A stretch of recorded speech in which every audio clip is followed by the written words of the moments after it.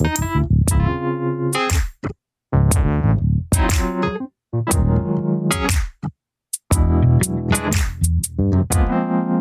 maternidade não é esse glamour todo que contam por aí. Essas palavras de Andressa Reis ecoam como um convite para desmistificar o que é ser mãe nos dias de hoje. Com humor, sensibilidade e uma dose de coragem, ela é uma das bravas mães brasileiras que estão cansadas de explicar, de planejar e de executar tudo o que se espera delas.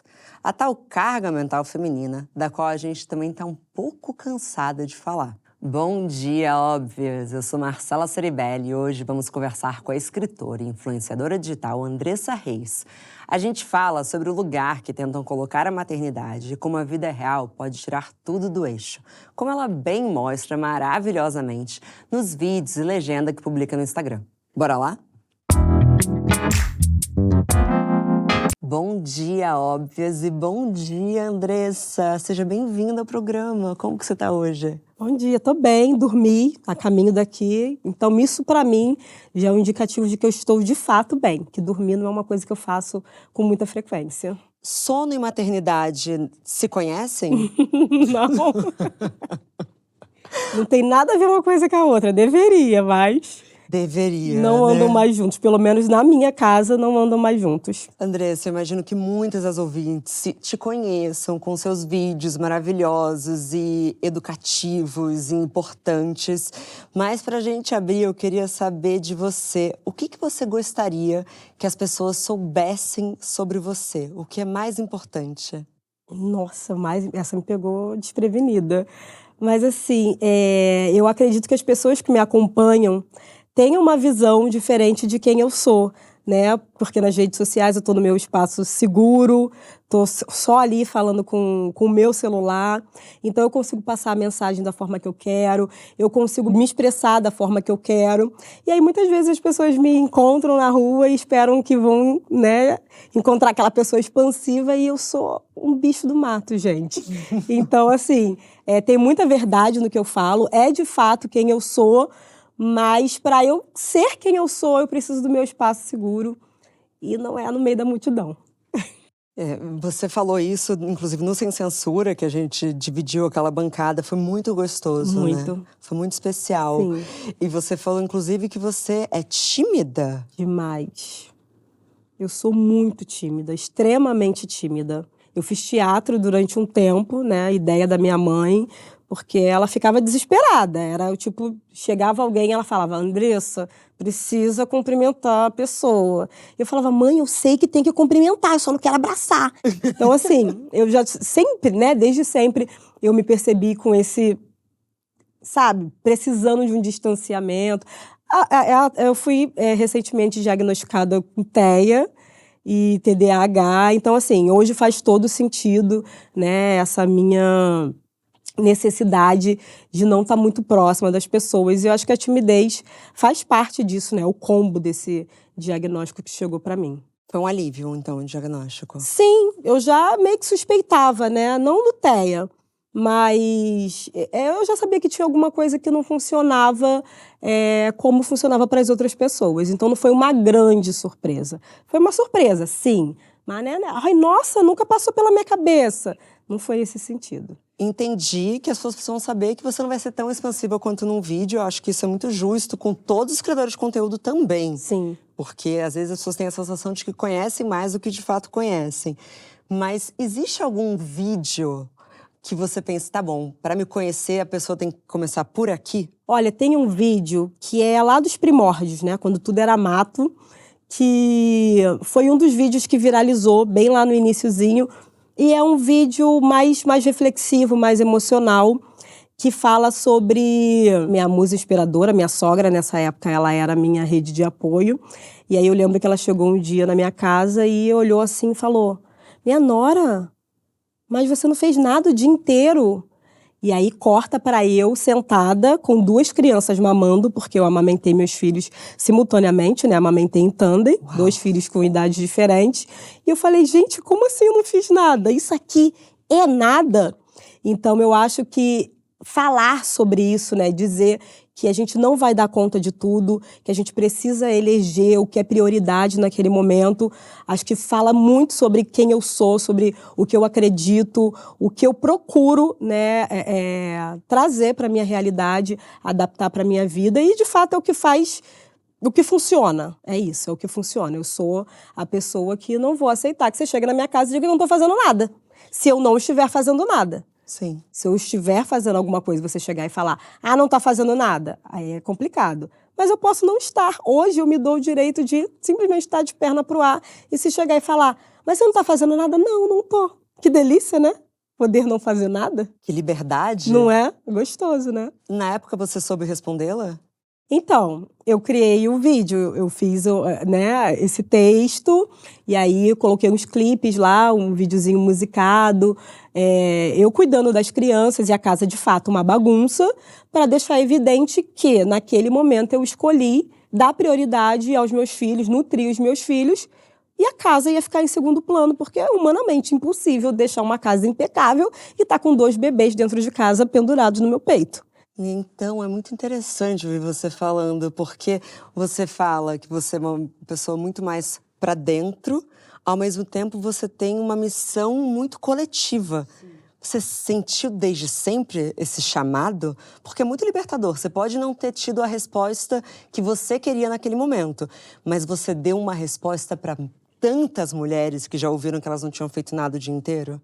Não, e foi um dos vídeos que, assim, furou a bolha, né? Alcançou outras pessoas, porque é isso, as pessoas estão carentes de ouvir que elas podem não dar conta de tudo, né? As mulheres, elas precisam entender, e quando essa palavra chega, toca, atravessa, mexe dentro, né? Porque a gente, por muito tempo, acreditou que essa era a única função, única missão, né? De servir, de fazer para o outro, de se desdobrar, de ser 1001 utilidades.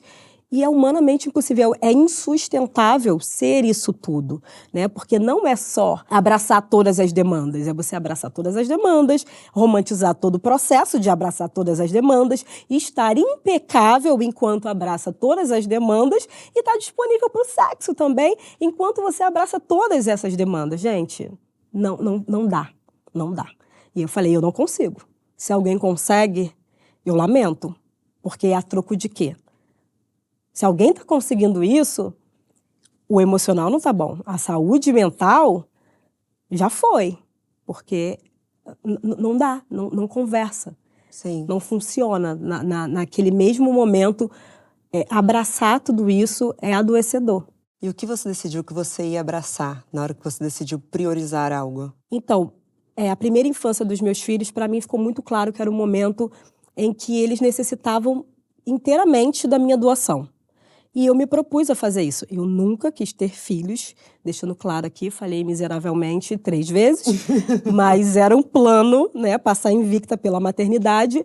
Só que uma vez que eu me tornei mãe, falei, gente, eu vou ser, né, a melhor mãe que eu puder ser. E se nesse momento eu entendi que o melhor para os meus filhos e tendo possibilidade também, porque às vezes a gente entende o que é o melhor, mas não tem possibilidade, não tem rede de apoio, não tem um cenário favorável para poder se doar exclusivamente aos filhos, mas eu tinha isso e eu queria isso. E eu falei, é isso, eu vou cuidar dos meus filhos, eu quero estar com os meus filhos, especialmente nesse momento em que eles dependem, sabe, inteiramente de mim. E foi o que eu fiz. E as pessoas te falavam que você não estava trabalhando? Foi o que eu mais ouvi. Mas você não pretende voltar a trabalhar? E aí você vai ficar só cuidando? De um ser vivo que depende 100% da sua presença? Porque é uma coisa bem tranquila, bem básica. Só isso que você vai fazer? E eu ouvi muito, muito. Como se criar, né, gerenciar um ser humano para o mundo não fosse um trabalho, e um dos mais incríveis, né, dos mais louváveis. Mas eu ouvi muito, sabe, muitas vezes. Em algum momento, porque, claro, eu imagino que tenha sido uma longa estrada, mas a gente sempre escuta E eu até quero ouvir a sua opinião de que nasce uma mãe, nasce uma culpa, uma história muito clichê. Existe algum momento que a culpa quase te dominou ou te dominou? Me dominar, acredito que não. Porque eu não sei, meu marido diz que eu tenho hiperfoco nos meus filhos. E para além disso, eu acho que eu sempre tive muito claro qual era o meu papel, sabe? Na criação dos meus filhos, no cuidado do ambiente em que não só eles vivem, mas que eu vivo também. E junto com isso, é muito claro, desde o início eu entendi que não ia dar conta de tudo. Então, uma vez que uma parte fosse negligenciada, né, ou ficasse em segundo plano, eu entendi que fazia parte do processo. Então, quando você entende isso, você se cobra menos, a sociedade que te cobra, você simplesmente vai fazer vista grossa. Ah, você acha que eu preciso te entregar isso? Que coisa, dessa vez eu vou ficar devendo, porque eu não vou entregar. Então, assim, eu acho que a culpa, ela chega, mas se a gente tem esse entendimento de que a cobrança também ela é muito proporcional ao tanto de coisa que nos empregam, quando a gente tem esse entendimento, eu acho que você consegue carregar as coisas com mais leveza. E felizmente, não sei porquê, né? Pelo menos nesse sentido, eu fui a alecrim dourada, né? Que entendeu isso muito cedo e não deixou a culpa, né, se instalar. Eu sempre entendi que o homem, né? Ele faz muito pouco e ele recebe muitos aplausos. Ele é ovacionado por muito pouco. E a mulher, para ela receber um legal, ela precisa fazer muito. Então eu vejo que a cobrança é descabida, sabe? Então a entrega tem que ser proporcional a isso e a gente não está aqui para fazer isso mais. Pelo menos eu não estou. Então entender isso me blindou de cair nessa armadilha de achar que eu estou sempre em débito, sempre em falta com alguma coisa. Porque se tiver também, vai estar, né? É isso. Seu marido entendeu? Super. Super. Legal ouvir isso. Meu marido super entendeu. Eu acho muito curioso que as pessoas, né, quando eu trago os relatos dizendo que ele é um pai super participativo, é um marido super participativo, as pessoas perguntam, mas como você fez? E eu não fiz nada, gente. Mas por que as pessoas continuam achando que o homem é um projeto nosso? Exatamente. Até isso, né, a mulher responsabilizada. Se o cara é funcional, porque a mulher foi pulso firme e ela mostrou o caminho para ele, eu não mostrei nenhum caminho. Ele, como um homem adulto e funcional, entendeu que era parte da responsabilidade dele cuidar da casa que ele mora e dos filhos que ele fez. Eu não fiz sozinha. O que é um homem funcional? É um homem que ele assume as suas demandas, ele entende as suas responsabilidades, ele abraça as suas responsabilidades, ele cuida da casa, ele cuida dos filhos. E o melhor de tudo, sem que precise de uma mulher delegando. Ele está intimamente ligado com o funcionamento da casa. Ele sabe o que precisa ser feito. Ele não é um mero executor. Ele sabe o que acontece, ele sabe o que está faltando na despensa, porque ele mora lá e ele está envolvido com aquela casa. Ele sabe que precisa levar a cartolina que a criança só falou num domingo, 11 horas da noite, e é para entregar na segunda-feira, 7 horas da manhã. Mas ele sabe que precisa dessa cartolina, porque ele olha a agenda e, para além disso, executa aquilo que ele percebe que precisa ser executado. Não só executa, ele entende o que precisa, porque existe um trabalho antes do você lavar a louça. Claro que sim, o perceber, o planejar, se vamos almoçar hoje em casa, vai ter mais louça para lavar. Então, como é que a gente vai planejar? Porque amanhã a gente vai ter que receber gente. É uma administração mental de uma casa. É quase uma empresinha. Sim. E não dá para o homem ser um funcionário ausente. Exatamente. Ou um mero executor, né? Porque alguém vai precisar pensar tudo isso para que ele chegue lá e lave a louça. Da comida que a mulher viu que na despensa precisava comprar os ingredientes, ela preparou e ela serviu, e aí ele vai lá e lava a louça e parabéns, funcional. Não, gente. Ele só está fazendo uma função que foi delegada. Olha, a louça hoje é sua. E são coisas que não precisam ser ditas, né? São coisas que quem mora naquela casa vai entender que precisam ser feitas. Deveria, né? A parte do funcional é essa percepção de que precisa fazer e faz. Sim. Né? Porque aí você só tá ali o inquilino da casa que você mora. Bom, você conheceu minha mãe, né? Sim. Então, assim, porque no episódio que a gente participou do Sem Censura, você entendeu um pouco de como foi minha educação. Então, eu já vim de uma educação com um irmão gêmeo homem que já era totalmente esse o raciocínio. Então, para mim é muito mais fácil de enxergar. Mas eu já ouvi de diversas amigas minhas falando, eu perco a paciência, porque a pessoa vai fazer tão mal aquilo que eu prefiro fazer antes. Você acha que às vezes a gente precisa aceitar o mal feito do outro? Porque se ele está fazendo mal feito, talvez seja porque ele sabe que a gente vai lá e fazer o que faltou? Fez sentido o meu raciocínio? Super, e eu acho que isso é estratégia. Eu acho que é uma estratégia. Eu vou fazer de qualquer jeito, porque das duas, uma. Ou ela vai vir e vai fazer do jeito que, de fato, é aceitável, ou não vou precisar mais fazer, já que eu não sei fazer e eu não tenho capacidade para aprender a fazer, eu não vou fazer mais, vai ficar por conta dela. E quando a gente fala de cuidado de casa, passa. Não no sentido de que, tá ok, mas eu entendo a mulher que eu prefiro não comprar essa briga, eu prefiro ficar sobrecarregada do que me estressar pedindo para fazer e tendo que fazer por cima porque não ficou do jeito que deveria ser feito. E aí eu não digo que do jeito que ela queria, porque muita gente leva para esse lugar, a mulher também quer que faça do jeito dela, o homem tem o jeitinho dele de fazer.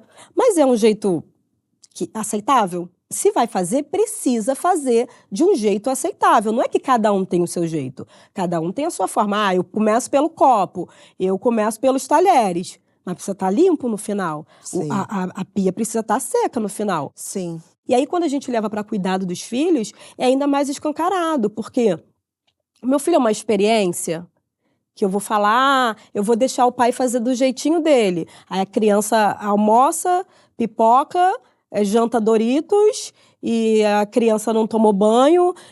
Gente, não dá, porque aí a gente tá falando de higiene, a gente tá falando de saúde. Sim. E é coisa séria. Não é uma louça que você pode deixar ali na pia, né? É uma vida. Mas dá bicho também, tá, homem? Só Sim, pra ficar claro. Sim, lógico. Não é para aceitar. Mas estou falando que quando a gente fala mas quer que faça do meu jeitinho? Não é, gente, mas é de um jeito que a criança vai ficar não só viva, mas saudável, que não é sobreviver. É para viver bem, né? Com conforto, com a saúde, que aí dá uma coisa que a criança não pode comer, aí depois a criança passa mal. Aí quem vai para o hospital com a criança? Então, são várias coisas que não dá para simplesmente a gente aceitar o jeitinho do homem. Não, então eu vou deixar ele fazer, eu não vou reclamar. Aí vai deixar o quê? Ele achar uma comida nada a ver na boca da criança, porque ele não pode preparar uma comida decente? Porque ele não pode pedir no delivery uma comida decente? Tem o caso de uma amiga minha que... Mas é porque eu acho que quando se separam também, aí entram nuances delicadíssimas. Primeiro que existia um padrão nessas separações de que os homens iam ver os filhos a cada 15 dias, um final de semana. Que é, assim, institucionalizou a ausência paterna. Você vê mais, sei lá, seus colegas de trabalho do que seu pai, né? É uma loucura. E que o ex-marido de uma amiga minha ligou e falou: vem cá, o que aqui na mala é o uniforme da escola? Como que você responderia isso, Andressa? Amigo, eu ia ficar com medo de mandar o meu filho para casa dessa pessoa. E é muito louco, porque é isso, né? Parece que é um descaso tão grande que às vezes que beira o proposital. Sim. Sabe? Não manda, então, sabe? Eu não tenho essa capacidade de diferenciar o que é um pijama de um uniforme escolar. Então, acho melhor ficar sob a sua responsabilidade, porque eu não vou dar conta. Eu acho que existe uma intenção, gente, não é possível. Eu não consigo, sabe, entender, achar palavras para traduzir o que é esse descaso, como que isso funciona. Porque é um filho, né? É uma vida, né? E é o sonho de muitos deles, né? O sonho de muitos homens é ser pai. Eu acho muito curioso, né? E aí o sonho tá ali, né? É meu sonho também ser pai. Eu acho que o sonho de muitas mães é ser pai, né? É, porque talvez eu já fosse. Essa que é a verdade, assim. Mas, não, tô brincando porque tenho certeza que se eu fosse pai, eu também Seria mais... um pai, né, com as funções de pai. E não um pai super legal, porque também tem esse perigo. Nossa, como você tem sorte! É um cara extraordinário. Mas por que é extraordinário? Não entendi. E essas coisas são tão automáticas pra gente. Vou dividir algo com agora um pouco culpada, mas eu sou um pouco da sua política de transparência também com o meu público. Saímos para almoçar com alguns casais, algumas pessoas. E aí, estava eu, meu namorado aqui, uma amiga aqui, o boy dela aqui. E eu não sei porquê, Andressa. Eu peguei o prato do meu namorado e eu comecei a servir ele. Ele falou, o que você tá fazendo? Aí eu não sei, é que ela fez, eu fiquei... Eu não sei, com todo o meu letramento, tudo isso que eu falo, eu acredito, num gesto automático, eu achei que seria pouco carinhoso da minha parte se eu não imitasse o que ela estivesse fazendo, que era servir o namorado dela. E aí é tão bizarro perante a minha personalidade que o meu boy falou assim, tipo assim, o que tá acontecendo, assim? Porque se você quiser saber verdadeiramente o que acontece na minha casa, eu sou mais capaz de deixar a comida na pia e ele limpar do que eu, tá? Então, assim, lá tem um pouco o trabalho invisível dos homens, mas eu tenho uma compensação histórica também. Sim, lógico. Passo pano, qualquer cor de pano eu tô passando. É? Ai, obrigada. Você pode falar com ele depois. E eu fiquei pensando, se eu, com toda essa bagagem, me senti quase que obrigada a servi-lo, o quanto que isso também atravessa a gente de ser inconsciente. É isso, é o automatismo, né? Você olha e eu preciso replicar isso. E se a gente não para analisar o porquê a gente está fazendo isso, a gente simplesmente faz. Por mais que não seja do nosso feitio fazer, a gente acaba caindo nessas armadilhas, porque é muito estrutural, sabe? E é uma coisa tão forte que por mais que você lute contra isso, que a sua vida seja pautada por isso, a gente vai caindo nessas armadilhas. Eu acho que quando é um combinado, tá tudo bem, porque o meu marido, vez ou outra, ele coloca comida pra mim, ele leva comida pra mim na cama. É um gesto carinhoso, é uma coisa que a gente tem, mas não é uma obrigação. Sim. Ele não vai deixar de comer se eu não colocar para ele e vice-versa. Sim, é verdade. É muito diferente da gentileza. E eu com certeza já servi ele, faço café da manhã, mas ali ficou claro que não era uma gentileza, era um senso de... quase um senso de mulheridade. Sim, eu preciso fazer. Eu preciso provar que eu entendi qual é o jogo e o jogo é esse, servir. Uau! Andressa, também não mexe em coisas leves, né? Você já se sentiu sozinha por tocar nesses assuntos? Sozinha? Então, desde que eu comecei, né, a falar sobre esses assuntos, eu comecei a falar na internet, né, durante a pandemia. Então, eu já me senti muito assistida, acompanhada. As pessoas que estavam ali estavam justamente para me ouvir falar das coisas que eu falava. Só que, no dia a dia, né, para além daquela comunidade que a gente constrói por afinidade, né, por ter ideais parecidos, é difícil, né? Mas eu digo que existe uma vida fora das redes sociais. E aí eu vou me deparar com pessoas que não fazem parte da minha bolha, né, que não conversam dos mesmos assuntos que eu, que não acreditam nas mesmas coisas que eu. E tudo bem. Só que nesses momentos, para além das redes sociais, eu me sinto mais solitária, sozinha mesmo, porque eu não sou a pessoa do embate. Então, se a pessoa está falando algo que para mim é totalmente equivocado, eu vou sorrir, acenar e na primeira oportunidade eu vou sair. Então, eu sinto dessa troca mais íntima, mais próxima, assim, pessoal, do cara a cara. Sim. E dentro desse mundo da internet, esses conteúdos, a gente tem um pouco de uma curva. Então, a gente tem a maternidade, eu acho que até de gerações anteriores, que é o que chamava de, ou se chama ainda, mas eu quero conversar com você sobre isso, da maternidade romantizada. Sim. E aí falou-se que estávamos entrando numa era da maternidade real. Sim. Existe para você uma maternidade real e uma romantizada? Ou tem mais nuances? Ou o que é real nessa história? Eu digo que nas redes sociais, num dado momento, mostrou-se muito o lado incrível de maternar, de se tornar mãe, como é bonito, como tudo funciona, como a amamentação flui, sabe? E eu falei, eu não me encaixo nisso. Uhum.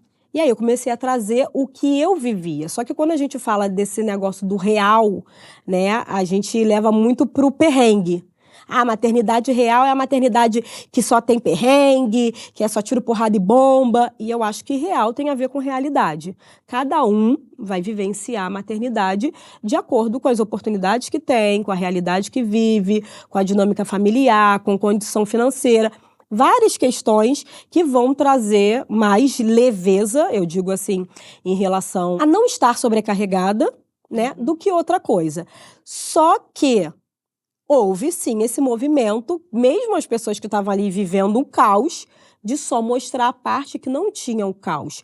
Porque parecia que era uma exigência, assim que as redes sociais bombaram, era uma exigência você só trazer o recorte perfeito do que você vivia. E aí eu senti que muitas pessoas estavam assim, gente, e eu que não vivo isso?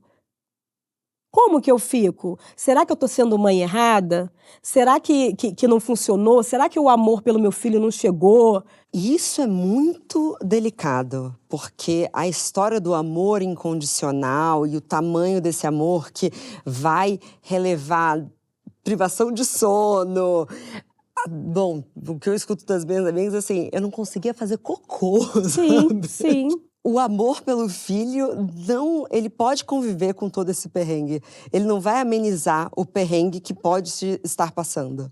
Eu acho que não ameniza, não. Você só ama um ser, assim, com muita força, sabe? Mas o perrengue vai estar ali, gente. E eu, né, ouso dizer que quanto mais você se doa, quanto mais você ama, mais perrengue você vive. Porque eu, dizendo por mim, por exemplo, eu estava amamentando 2 crianças ao mesmo tempo, eu poderia ter simplesmente, não dou conta, e porque é humanamente, né, viável você chegar e falar, cara, não consigo avançar a partir desse ponto. Mas eu quis. Era uma coisa que para mim fazia sentido.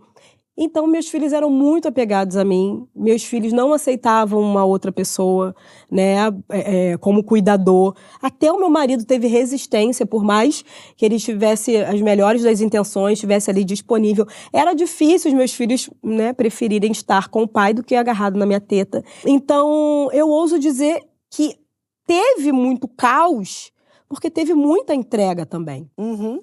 Mas não é porque teve muita entrega, né? Porque eu amei muito, porque eu amo muito, que não era caótico demais. Eu falava, gente, o que eu tô fazendo na minha vida? Por que eu tô me submetendo a isso? Aí depois eu olhava, é porque eu quero isso pra eles. E pra mim também faz sentido, fazia muito sentido pra mim me doar a eles, sabe? Não era num lugar de eu preciso fazer isso, porque a sociedade cobra que as mulheres se doem, porque eu já tava naquela vibe, vou fazer o que dá. Só que o que dava pra mim era esse monte de coisa, sabe? Sim. Eu queria fazer esse monte de coisa. E eu acredito também que isso tem a ver com o Pedro, com a perda do Pedro. Eu acho que foi um momento em que eu pude ressignificar a minha história na maternidade. Então, como eu fui privada de poder cuidar do meu filho, de me doar ao meu filho, quando eu tive a oportunidade de fazer isso com a Maria Antônia e com o Caetano, eu falei, é isso que eu quero fazer, é isso que eu preciso fazer. Eu entendo que existe uma cobrança descabida, sim, uma responsabilidade desleal em cima das mulheres, só que por mais que para mim fosse penoso, era o que eu queria fazer. Foi uma escolha, não foi uma falta de escolha. Eu senti dor na amamentação com a Maria Antônia até o 6º mês. E eu falava, amor, hoje acabou. Pode ir lá comprar a fórmula, porque eu não tô aqui para passar por isso, não. tudo tem limite. Aí ele vinha com a fórmula, eu, não, vou dar o peito só hoje, mas é a última vez. E aí, a última vez, minha criança mamou até 5 anos. Andressa! Minha criança mamou até 5 anos. Mas é porque fazia sentido pra mim, Claro. sabe? Tinha Eu queria. um outro significado. Exatamente. Não é que não era difícil, era muito pra caramba. Eu não fazia isso, que lindo, adoro ficar com as crianças penduradas no meu peito. Só que pelo fato de saber que pra eles era importante, emocionalmente, né, e em todos os outros quesitos, pra mim também era importante. E eu não sei nem qual era a pergunta, sabe? Eu não sei nem pra onde a gente tá indo. Acho que nem importa. Acho que nem importa, porque tem tanta verdade. Sim. E é tão... Em tempos de internet em que todo mundo tem uma verdade absoluta, então ou é a maternidade é o melhor momento da vida, ou nossa, não caia na cilada de ser mãe. E aí você traz essas nuances e você escolheu também manter o Pedro muito presente. Sim. E é muito bonito, porque eu lembro que, bom, estávamos à bancada com a Cissa, Cissa também, Rafa também já atravessou, e vocês duas falando sobre como, às vezes, as pessoas têm muito cuidado de falar com vocês sobre isso, como se fosse um assunto que devesse parar de existir. Sim. Mas você fala sobre o Pedro como é, porque ele ainda existe. Sim. Quando que você decidiu que você falaria sobre isso, inclusive publicamente? Então, não foi uma decisão. O Pedro é a minha história, ele é parte da minha história. E uma vez que eu decidi falar sobre a minha vida, sobre as minhas experiências, não tinha por que não falar sobre ele. Ainda mais no meu canal, que eu falo, né, majoritariamente sobre maternidade, foi ele que me estreou como mãe. Então, não existe eu falar de ser mãe, não existe falar de maternidade, de parentalidade, sem falar do Pedro. Não foi algo pensado, vou falar sobre Pedro, vou tocar no assunto luto, a dificuldade das pessoas de lidarem com uma mãe enlutada. Foi natural, foi orgânico, porque é isso, é parte da minha vida, é a minha história. Eu tenho uma missão também, que é de manter a memória do meu filho viva, porque ele existiu. Ele foi uma pessoa, ele veio para mim, e eu não acho justo nem com ele, nem comigo, tratá-lo como uma página virada. E foi muito difícil, no início, até dentro da minha família, falar sobre o Pedro, porque as pessoas tinham um cuidado excessivo, né? Para eles era uma forma de me poupar, de acessar a dor, o sofrimento ao tocar no nome do Pedro. Mas a grande verdade é que falar do meu filho, de poder contar a história dele, era o que me nutria, era o que me fortalecia. Eu não queria que meu filho fosse uma página virada, porque ele, na minha vida, na minha história, ele não é. Os meus filhos, eles conhecem o Pedro. Você disse que o Caetano disse que tem saudade dele. Ele tem saudade do irmão, que ele não conheceu. Sabe, o Pedro faleceu em 2016, o Caetano nasceu em 2019. E ele fala do irmão como se ele tivesse conhecido o irmão. Ele sente saudade como se ele tivesse convivido com o irmão. Porque o Pedro é presente na nossa família, pelas histórias, pelas memórias. Você disse que as pessoas têm muita dificuldade de lidar com uma mãe em luto. Sim. O que você gostaria que as pessoas entendessem sobre o luto de uma mãe? Ainda mais uma perda tão precoce. Que o luto ele precisa acontecer. Elaborar o luto faz parte de passar por ele, né? Eu digo que a gente não supera a perda de um filho, mas a gente consegue viver para além da perda de um filho. A dor, o sofrimento deixa de ser o centro da vida daquela mãe que perdeu aquele filho. Mas a gente consegue isso, pelo menos para mim foi assim, se permitindo vivenciar o luto, acessar a dor, o sofrimento, sangrar, chorar tanto, se esvaziar daquela dor, até o momento em que aquela dor cicatriza, né? Ela vai deixar aquela marca, ela nunca vai deixar de existir, ela vai ficar marcada para sempre, mas a gente consegue viver para além dela. Mas as pessoas precisam, se uma mãe tem vontade de falar sobre um filho que se foi, que permitam que ela fale. Para ela é importante. E eu, nesse momento, não tive essa possibilidade. Só que eu não parei. Falei, alguém vai me ouvir em algum momento, sabe? Sempre que falavam de filhos, eu falava do meu filho. Afinal, eu tive um filho. E falavam de parto e todas as coisas ligadas à maternidade, e eu trazia a minha experiência. Por mais que as pessoas ficassem assim, sem saber o que falar, eu trazia a minha experiência. E é isso, às vezes a gente precisa falar nada.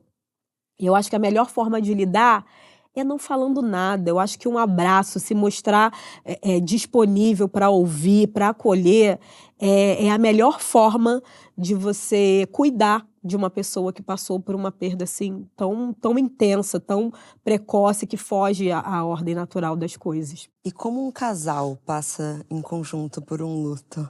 Ai, foi complicado, porque assim, pelo menos no meu caso, eu estava imersa no meu luto, meu companheiro imerso no luto dele, e a gente não tinha força, nem entendimento, e acho que nem vontade também de entender o luto do outro, porque cada um vivencia o luto à sua maneira. Eu queria ficar afundada ali, queria estar no fundo do poço. Eu falei, olha, eu vou me enfiar aqui nesse buraco e eu só vou sair quando eu estiver pronta. E a forma do meu marido de lidar com o luto foi voltando a trabalhar, foi tentando ocupar a mente dele com outras coisas. E ele não conseguia entender o meu fundo do poço e eu não conseguia entender a vontade dele de continuar vivendo. Sim. E a gente teve uma ruptura. Vocês chegaram a se A separar? gente chegou a separar, foi pouco tempo. Ele voltou para casa da mãe dele durante um tempo, mas a gente trabalhava junto, então inevitavelmente a gente acabava se encontrando. E aí, um desses encontros, né, tivemos um remember, foi quando a gente fabricou Maria Antônia. Ah, é? Foi do Remember. Porque a gente entendeu que não era falta de amor, a gente estava vivendo um momento que era desconhecido. Sim. Porque quando a gente se torna pai e mãe, a gente se torna outras pessoas, a gente não é mais quem a gente era antes dos filhos. E aí você imagina ser uma outra pessoa após a maternidade e logo em seguida a perda desse filho.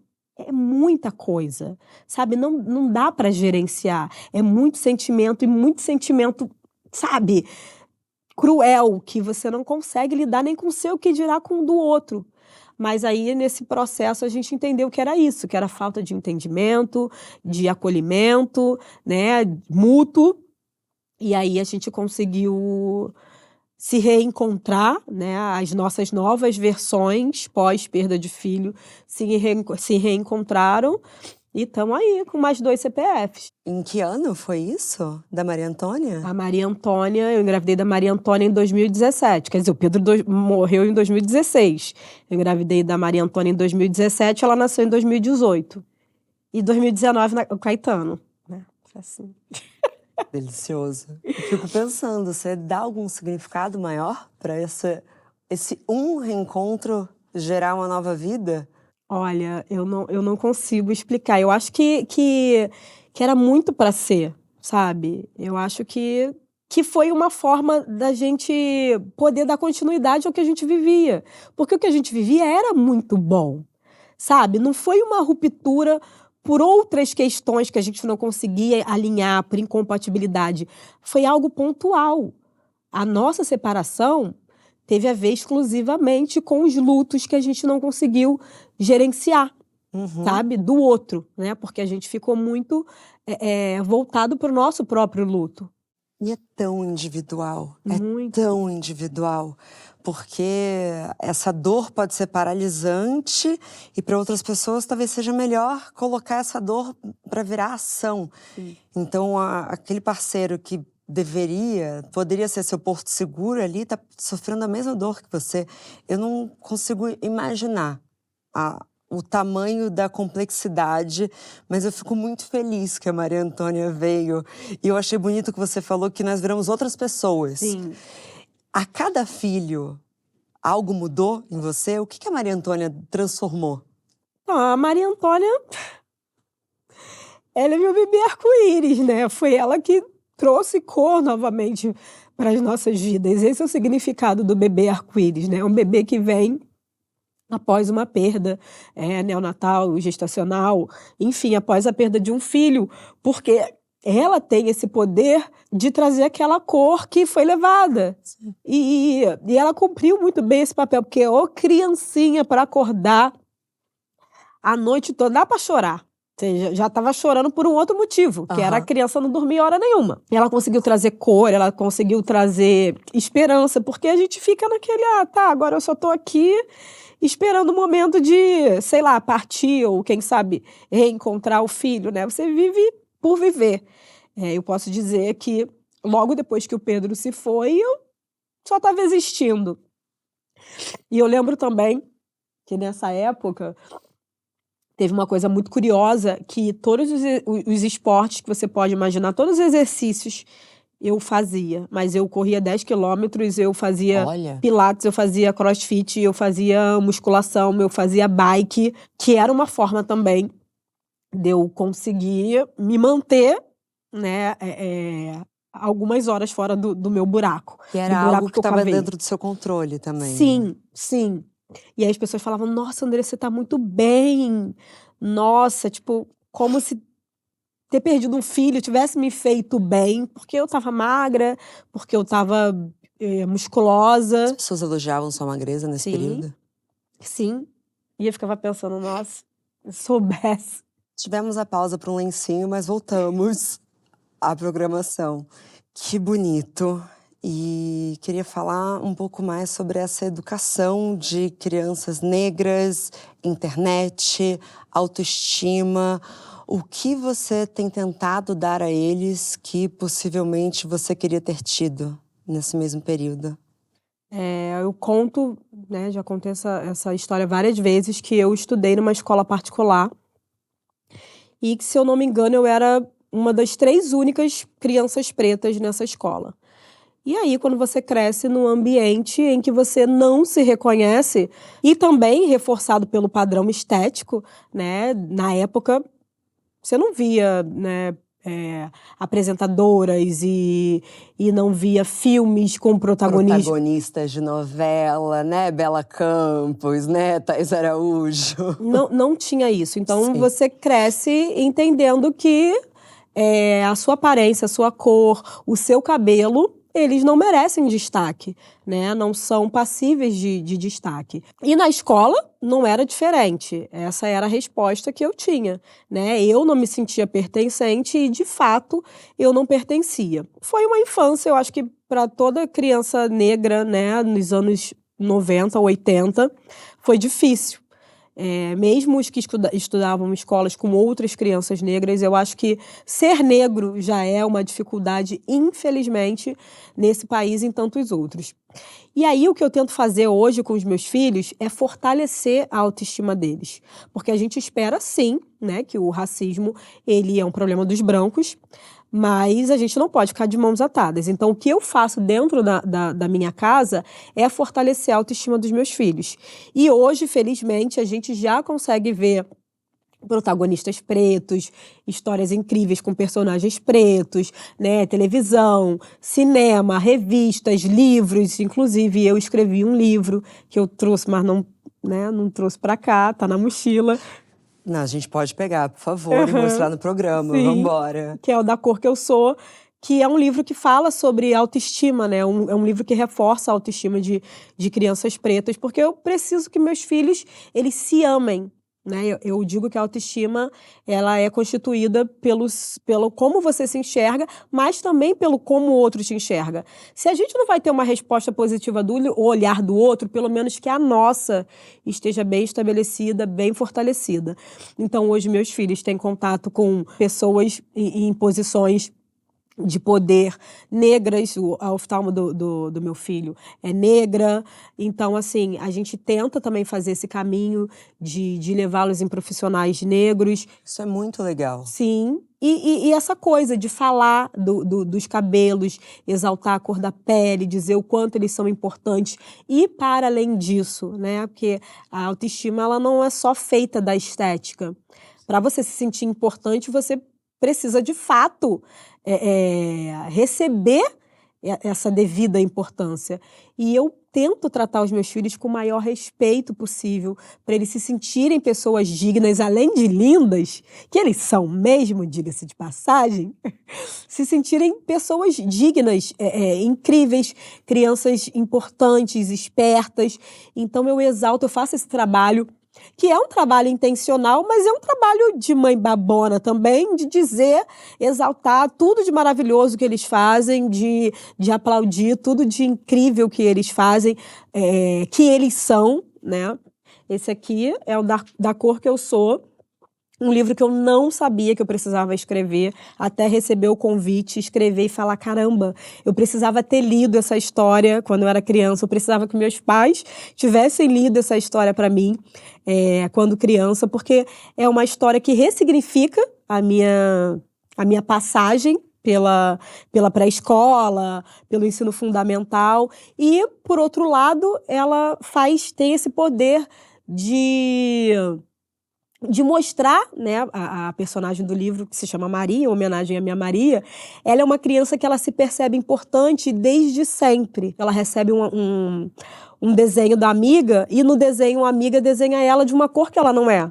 E aí ela fala, peraí, tem alguma coisa de errada com esse desenho. Ela não achou que o erro fosse ela, de não se parecer com o desenho da amiga. E ela entendeu que a amiga tinha errado ao não ter retratado ela da forma que ela é. Então é uma forma de ressignificar a minha infância, né? Porque eu não tinha esse entendimento de perceber que o erro estava em quem não me achava interessante, quem não via minhas qualidades.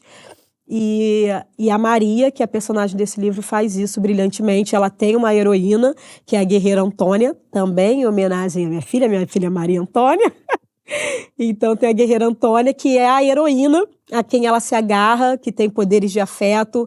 Então, assim, é um livro lúdico, a história é leve e gostosa, mas passa uma mensagem muito importante. No final dele tem a carta para pais de crianças pretas e para pais de crianças brancas, que vale super a pena ler também. Nossa, era exatamente isso que eu ia entrar, porque muitas vezes as pessoas vão olhar e falar, nossa, então se eu tiver uma sobrinha negra, talvez eu dê para ela.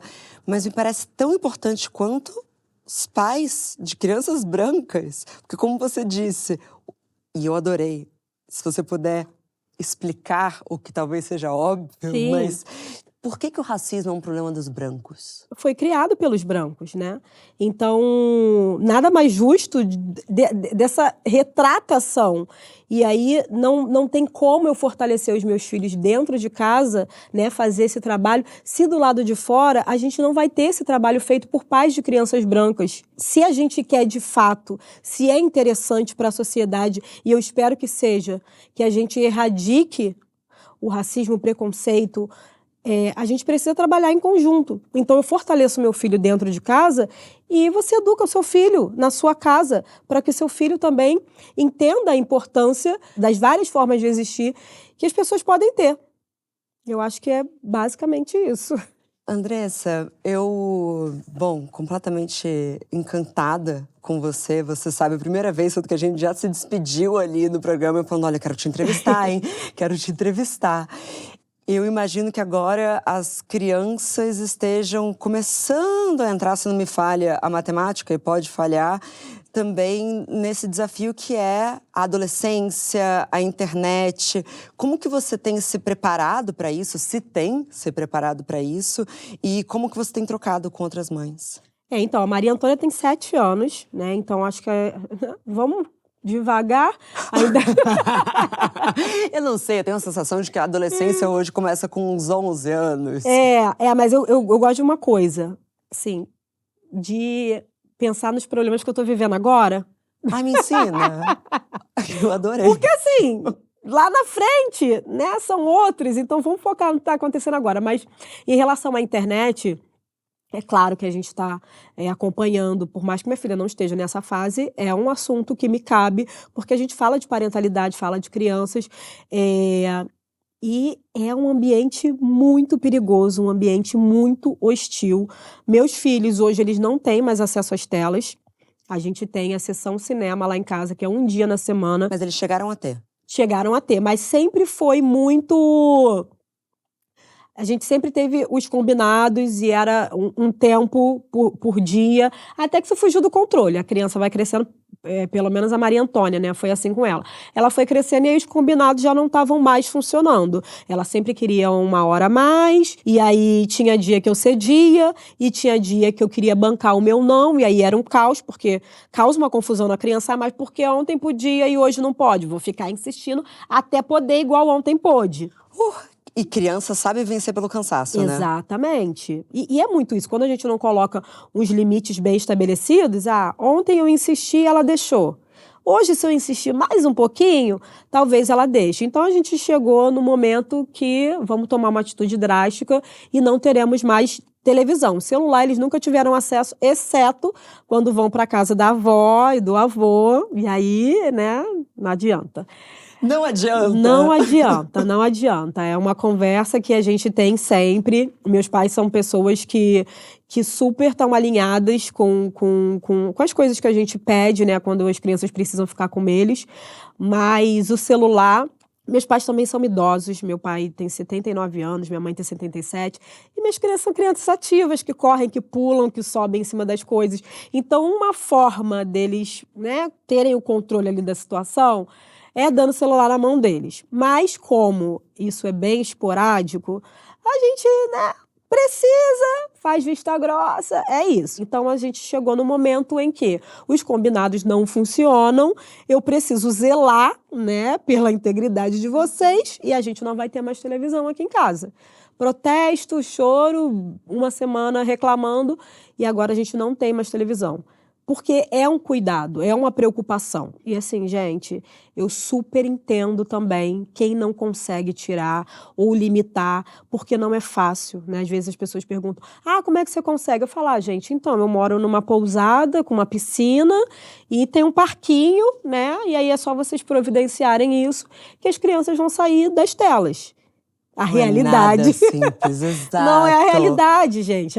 E fora que, onde a gente mora hoje, a gente tem pracinhas, né, em bom estado. É um lugar que ainda é seguro. Então, a gente consegue ter ferramentas para tirar, de fato, as crianças das telas. Eu trabalho de casa, tenho meu marido que trabalha de casa comigo. Quando a gente precisa recorrer a uma rede de apoio, tem os meus pais que moram em frente. Então, são vários facilitadores que permitem que a gente tenha chegado nesse consenso e bancado essa decisão de tirar as telas. Só que não é algo fácil. E aí eu digo, adapte, né? Não olha, a Andressa conseguiu, vou conseguir. A Andressa que vive no caos conseguiu, vou conseguir também. Vivo no caos, sim, mas eu tenho os meus facilitadores. Então não é algo aplicável a todas as realidades e a gente precisa dizer isso porque as pessoas ficam também naquela. Como é que eu vou fazer? Eu não consigo. E começa a se culpar por uma questão que deveria ser coletiva. Né? Não dá simplesmente para a mãe que não tem uma rede de apoio e que não tem uma estrutura, né, para levar a criança num parquinho decente, numa praça decente. Simplesmente hoje meu filho não vê mais telas e eu vou me ferrar aqui porque eu não tenho o que fazer com a criança. É coletivo em muitos momentos. Muitos. Do que eu tenho observado, de novo, de mães ao meu redor. Tem aquilo que está dentro do seu controle, que é o que você está fazendo em casa, mas o filho de uma amiga minha que não teve nenhum contato com telas, tem 3, 4 anos, 3, 4. Desculpa, Alice, me perdoa. Entre 3 e 4. O Quinquim. Ele agora chega em casa e fala, quero ver monstro na TV. Aí ela fala, mas como é que você sabe? Ele falou, não sei, imagino que tenha. Talvez seja um menino da sala que tá falando. Então, o que os pais estão ali ensinando, inclusive para crianças brancas, uma educação antirracista, também não vai dar para você revolucionar a educação de todo mundo. Então, precisa ter uma visão mais coletiva em alguns momentos. Será que estão se discutindo as coisas certas nas reuniões de escola? Exatamente. Será? Porque são muitas coisas, né, que a gente deixa em segundo plano e são urgentes. A gente precisa tratar agora. E falando dessa questão de parquinho, às vezes mesmo em parquinhos, e aí agora eu não vou poder passar a mão na cabeça das mães, né? Porque a gente fala, não tem para onde levar a criança, mas às vezes tem para onde levar a criança, mas a coisa da tela já está tão inserida, tão, sabe, que a criança, ao invés de estar descendo no escorrego, correndo, arrancando a grama que não é para arrancar, tá com o celular, sabe? E ela acaba envolvendo todas as outras crianças que deveriam estar correndo e se pendurando e ralando o joelho. Porque chama atenção, prende. Claro. E aí você acaba levando, né, para um espaço aberto algo que poderia deixar em casa, né? Ah, em casa eu não consigo dar conta. Pô, mas tá no parquinho. E você se controla pra ficar no celular quando você tá perto deles? Muito. Porque eu imagino também que tem isso. Não adianta também você ficar o tempo no celular, você não. É difícil de explicar. Exatamente, Tá bom, é coisa de exatamente. adulto, mas difícil. Sim, eu digo que tem coisas que adulto pode fazer e criança não pode fazer. Isso é bem claro. Eu posso beber bebida alcoólica, meus filhos não podem. Então, vou beber na frente deles, eles não vão beber. Só que a coisa do celular, para além do trabalho, ela tem esse poder de afastar, né, as relações, de enfraquecer as relações. E essa é uma preocupação minha também. Então, eu procuro usar o celular quando eles não estão. Ah, estão para a escola. Agora me ferraram porque um estuda de manhã e o outro à tarde. Então, eu sempre tenho criança dentro de casa. Mas ainda assim, tem um momento em que eu falo, agora a mamãe vai trabalhar. E eles vão me entender que naquele momento eu vou estar indisponível mesmo estando em casa. E no celular. E no celular. Mas quando a gente está fazendo qualquer outra coisa fora do tempo que eu determinei para trabalho, eu não pego o celular. Eu sou uma pessoa que eu deveria usar mais o celular do que eu uso, pelo meu trabalho. Mas é isso, a gente está num momento em que as relações estão se enfraquecendo. E como para mim isso é muito importante, ter essa conexão dentro de casa, ter esse olhar atento para eles, porque é isso, eu não vou poder estar com eles o tempo inteiro, porque eu tenho meu trabalho. Mas o tempo que eu tiver para eles, eu quero ser para eles. Nossa, obrigada por ser tão honesta. Não, é porque é tão bom, você pondera, você traz a subjetividade de cada coisa. É um alívio. Porque é uma tentativa, eu tô sempre tentando. Ah, agora é o momento que eu preciso parar aqui com o celular. Mas apareceu uma notificação que eu sei que é importante, eu vou pegar e olhar. Mas não é aquela coisa de estar com eles e estar no celular ao mesmo tempo. Existe um tempo para eles que eu quero que seja bem proveitoso para ambas as partes, não só para eles, porque para mim também é importante fazer parte do que eles estão vivendo, de entender o que eles estão passando, sabe? E presença, porque é uma alienação total, essa vida em frente às telas. Exatamente. E outra coisa, quando eu falo que eu tirei as telas, as pessoas me perguntam, e o que você colocou para preencher esse tempo fora das telas? Nada, não coloquei nada. Porque eu acho também que o ócio, ele é muito importante. A criança não precisa estar o tempo inteiro fazendo alguma coisa. Com o Caetano isso super funcionou. Ele fica comigo na cozinha, eu tô lavando louça, ele vai secando, e a gente canta, a gente dança. A Maria Antônia, ela é jamais e agora, o que eu posso fazer? E agora, o que eu posso fazer? Eu falei, mas que necessidade é essa de ter que fazer alguma coisa? Vai fazer nada. Deita. Vai ler um livro. Olha pro teto. Pois é, tá tudo bem não fazer nada. E aí ela fica uns 15 minutos deitada sem fazer nada. Quando você olha, ela já arrumou um livro para pintar, já pegou as almofadas todas, já fez uma cabana. E aí ela vai criando as histórias dela, porque é isso também.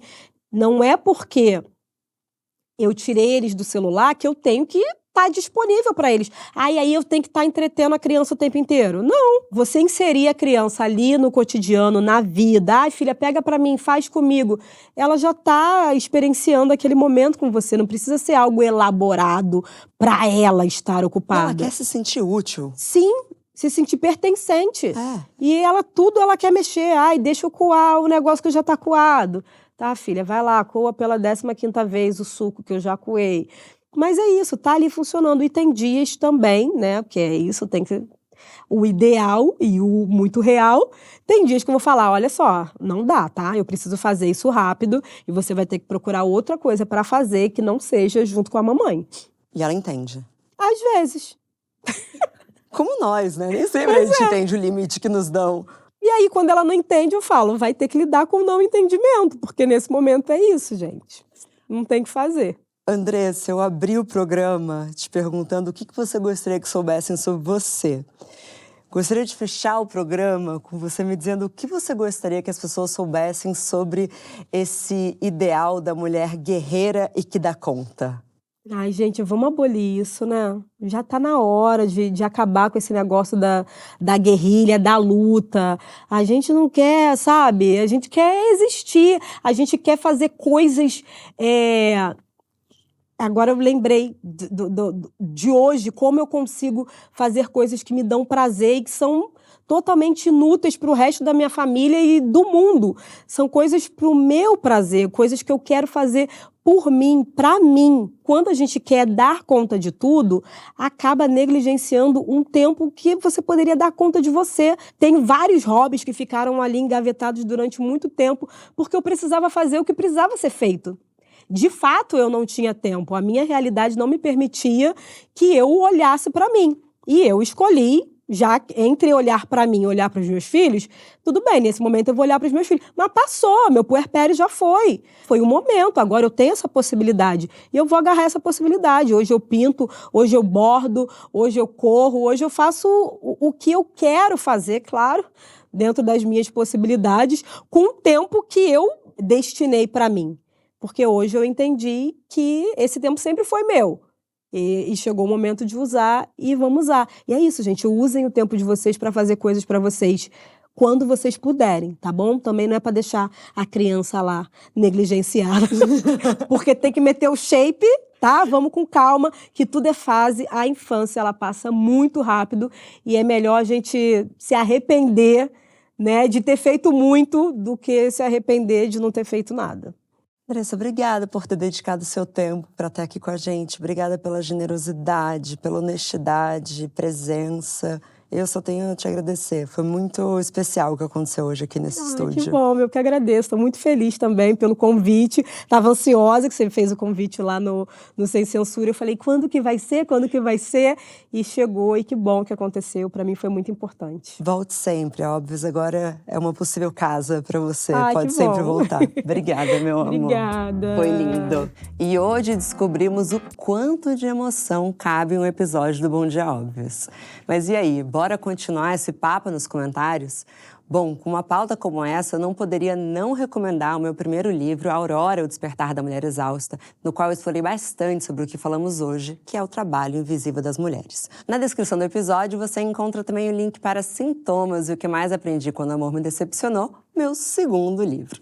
Segue a gente aqui para receber os novos episódios assim que chegarem e já aproveita para avaliar o podcast para mais conteúdos.